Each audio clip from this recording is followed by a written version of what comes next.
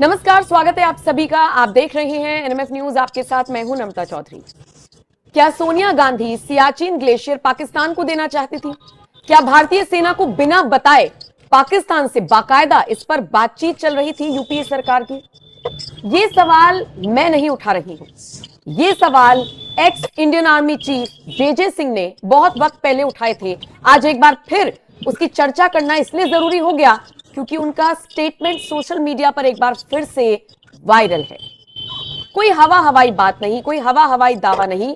सेना से जुड़ा हुआ एक शख्स, एक अधिकारी अगर इस तरीके का दावा करता है तो निश्चित तौर पर इस पर चर्चा जरूर होनी चाहिए। मेरे साथ इसी पर चर्चा करने के लिए निपुण आलमबाइन जी जुड़े हुए हैं। निपुण जी, ये बहुत गंभीर मुद्दा है और अगर ऐसा सच में था तो सोचिए, जिस सियाचिन ग्लेशियर के लिए हमारे सैनिकों ने बलिदान दिए, ऑपरेशन चलाया गया, -50 डिग्री पर कई बार उनको खड़े रहना पड़ता है इसकी प्रोटेक्शन करने के लिए, उसे दिया जा रहा था। बिल्कुल सही बात कही आपने नम्रता जी। और ये बात जो आप कह रही हैं ये 2006 की बात है। और 2006 में केवल हमारे सेना के प्रमुख ही जेजे सिंह ही नहीं, बल्कि उस समय जो हमारे एनएसए थे वो भी उस मीटिंग के अंदर थे। और उन्होंने दोनों ने ही, यानी कि सेना प्रमुख ने भी और एनएसए ने भी, दोनों ने ही इस कार्य को मना किया था क्या? योजना ये थी कि इसको शांति पर्वत बनाया जाएगा, सियाचिन को, जो भारत और पाकिस्तान के बीच में पीस को स्टैब्लिश करेगा, पीस को स्थापित करेगा। ये कहकर बात इसमें रखी गई थी कि हम शांति पर्वत बनाएंगे। लेकिन सेना प्रमुख ने भी और एनएसए भी दोनों ने कहा था कि ये हमारे सामरिक महत्व का बिंदु है, सामरिक महत्व की जगह है, इसको इस प्रकार की चीज के लिए यूज नहीं किया सकता। और दूसरा, क्या आप पाकिस्तान पे विश्वास कर सकते हैं कि पाकिस्तान इस प्रकार का जो भी बनाया जाएगा उसका उल्लंघन नहीं करेगा? क्योंकि ये लोग तो कभी भी उल्लंघन कर सकते हैं, इनका कोई नियम, रूल, रेगुलेशन, किसी तरह के संबंधों, कमिटमेंट में चलने वाले लोग तो है नहीं, तो इसलिए मना कर दिया गया था। तो ये बात सही है। नहीं, लेकिन निपुण जी, बड़ी दिलचस्प बात यह है कि सेना को नहीं बताया, सेना को वहां से हटाने की तैयारी कर ली। मतलब अगर जेजे सिंह इस बात का खुलासा कर रहे हैं, और यहां पर मैं एक जानकारी और दर्शकों को दे दूं कि जेजे सिंह को उस वक्त पे नियुक्त किया गया था जब यूपीए की सरकार थी, और हालांकि वो अब बीजेपी में है और अक्सर कांग्रेस की नीतियों के खिलाफ बोलते रहे हैं। जो फैसले यूपीए सरकार ने लिए उनके खिलाफ वो हल्ला बोल करते रहे हैं। लेकिन निपुण जी, सवाल ये है कि सेना को हटाने का मन बना लिया, मतलब ये इतना इंपॉर्टेंट है हमारे लिए? सिर्फ बर्फ का टुकड़ा तो है नहीं। मतलब एक तरफ आप देखेंगे पीओके है, दूसरी तरफ चाइना है। अगर ये हट जाए, या इसे अगर आप कह लीजिए कि पाकिस्तान को ये दे देते, तो दोनों सेनाएं वहां पर आराम से मिल सकती थी और भारत के लिए खतरा हो सकता था। और फिर ये लोग कह देंगे कि हर बात में कांग्रेस को घसीट लेते हैं, तो नेहरू जी की गलती निकाल देते हैं, तो यूपीए सरकार की गलती निकाल देते हैं। ये क्या था? देखिए, सियाचिन हमारे लिए क्यों इम्पोर्टेंट है इसको मैं थोड़ा सा आपको बताता हूँ। पहले तो वो जानिए कि क्यों इम्पोर्टेंट है। सियाचिन के अगर आप लोकेशन देखेंगे थोड़ा सा मानचित्र पे, जो दर्शक भी आपके देख रहे होंगे, तो सियाचिन जो है वो एकदम अवस्थित है। इधर आपका पाकिस्तान और इधर आपका चीन। और पाकिस्तान का जो सीपैक जा रहा है, यानी कि चाइना पाकिस्तान इकोनॉमिकल कॉरिडोर, वो ठीक उसके सामने से जा रहा है। और चीन की जो सिंगजियांग रोड है, जो सीपैक है, चाइना पाकिस्तान इकोनॉमिकल कॉरिडोर, उसकी जो रोड है वो भी क्या है, आपका सियाचिन के ठीक सामने से जा रही है। दूसरा, जो चीन का सिंगजियांग प्रोविंस है, उसकी जो जोड़ने वाली रोड है चीन के अन्य भागों से, वो रोड भी सियाचिन के सामने से जा रही है।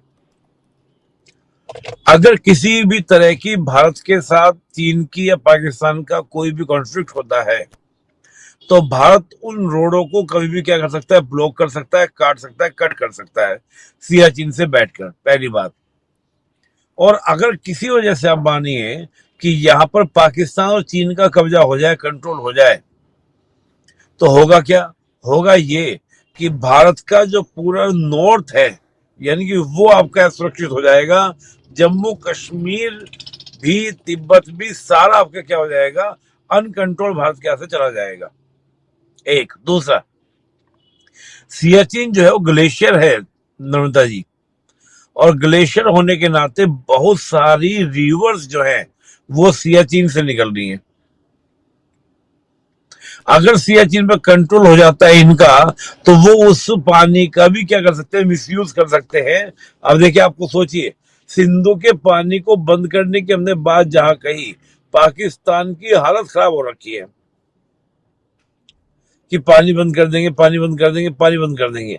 पाकिस्तान को समझ में नहीं आ रहा कि करें तो करें क्या, क्योंकि सिंधु का पानी जैसे बंद होगा, सिंध तक इसका प्रभाव देखने को मिलेगा।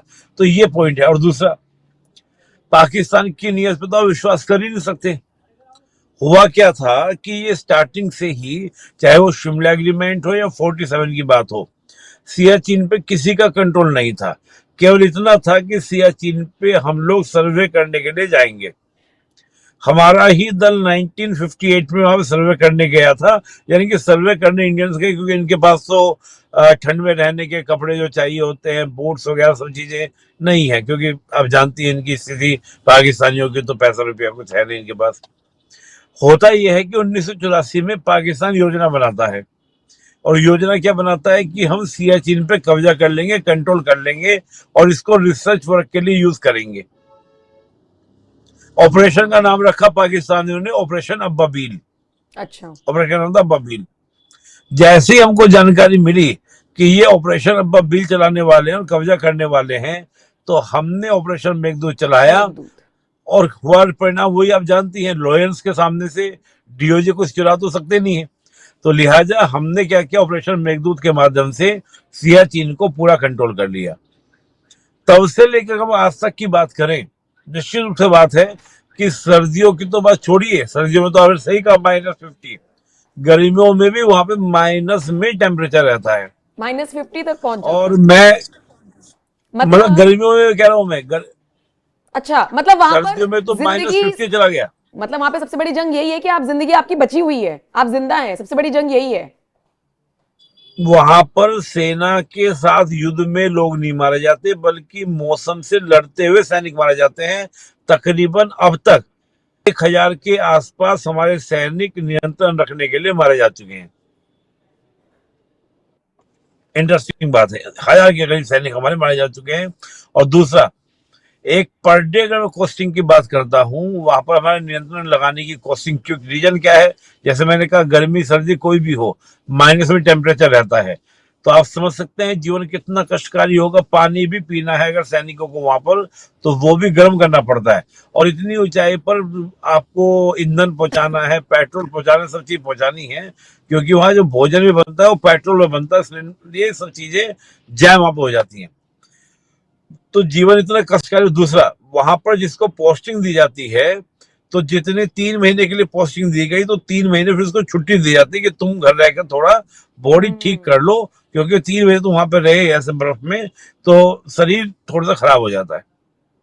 मतलब इन सारी मैं बातों पे कोई कॉस्टिंग चर्चा पढ़ रहा नहीं था करता, उसकी। सोचिए कोई चर्चा नहीं हाँ, करता। कॉस्टिंग में, हाँ चर्चा नहीं करता, कॉस्टिंग में पढ़ रहा था उसकी। करीब 8 लाख रुपए, मुझे जहां तक याद आ रहा है, मुझे पुराना मैंने डाटा मुझे याद आ रहा है, 8 लाख के आसपास पर डे की कॉस्टिंग है वहां पर हमारी, कंट्रोल करने की सियाचिन की। अब मैं थोड़ा सा आगे चलता हूं। मनोहर पारिकर हमारे जिस समय रक्षा मंत्री थे, उनके सामने बात उठी थी, पाकिस्तान ने कई बार कहा भी है, क्योंकि एक्चुअली क्या है, ये 5 ग्लेशियर हैं, इसमें से एक ग्लेशियर पर कंट्रोल है पाकिस्तान का, बाकी सब पे हमारा। अक्सर पाकिस्तान के सैनिक काफी बड़ी संख्या मारे गए हैं। 2012 में एक भूस्खलन हुआ था, बर्फ के अंदर भूस्खलन हुआ था, तो उसमें करीब बड़ी संख्या में पाकिस्तान के सैनिक मारे गए थे, बर्फ में ही दब गए थे वो लोग। तो पाकिस्तान कई बार कहता रहा है कि हम इसको पहले वाले स्टेटस में लेके आ जाते हैं। पहले वाला स्टेटस क्या, ना तो आप कंट्रोल करो, आप भी वहां सेना अपनी वापस बुला लो और हम भी बुला लेते हैं। लेकिन भारत में मनोहर पारिकर ने खुद कहा था, जो हमारे समय के मंत्री थे, तो दिवंगत हो गए हैं वो, तो उन्होंने कहा था कि नहीं, हमें पाकिस्तान के ऊपर भरोसा नहीं है, we don't believe on the Pakistan कि। तो ये रीजन है, ये कहानी है, और इस बात में सच्चाई है। जो ये बात जय सिंह जी के भी वायरल हुई है, तो ये अभी भी बात क्या है आपका, उसी बात को लेकर है जी।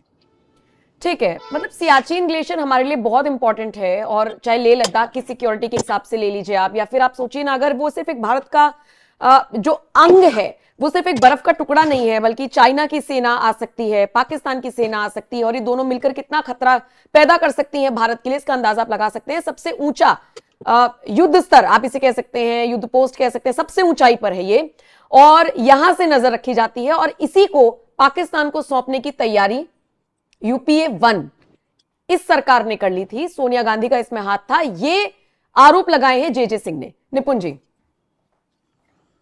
मैं एक बात कहूंगा आपको, एक बात तो ये, चाहे वहां बर्फ होती हो या ना होती हो, यूएस का हिस्सा या ना होता हो, इससे क्या फर्क पड़ता है? भारत की जमीन है या नहीं है, बस बात खत्म। ये बात कुछ वैसी है नम्रता जी, 1962 में जब अक्साई चीन पे कब्जा कर लिया चीन ने, तो नेहरू जी संसद में ये कहते हैं कि जिस जमीन पर घास का एक टुकड़ा नहीं उगता, उसके बारे में सदन में चर्चा कर समय को वेस्ट करना है। तब संसद में एक सदस्य के द्वारा ये कहा गया था कि नेहरू जी, आपके सिर पे भी एक बाल नहीं है, तो आपका सिर भी, मतलब एक बात सोचने की मानसिकता है। और यही बात यानी प्रधानमंत्री मोदी हो चाहे अमित शाह हो, ये उठाते हैं, कहते हैं कि अगर थोड़ी बहुत जमीन या ज्यादा जमीन है, कितनी भी जमीन बंजर है, सबके सब थोड़े ना उठा के दे देंगे, है तो अपनी।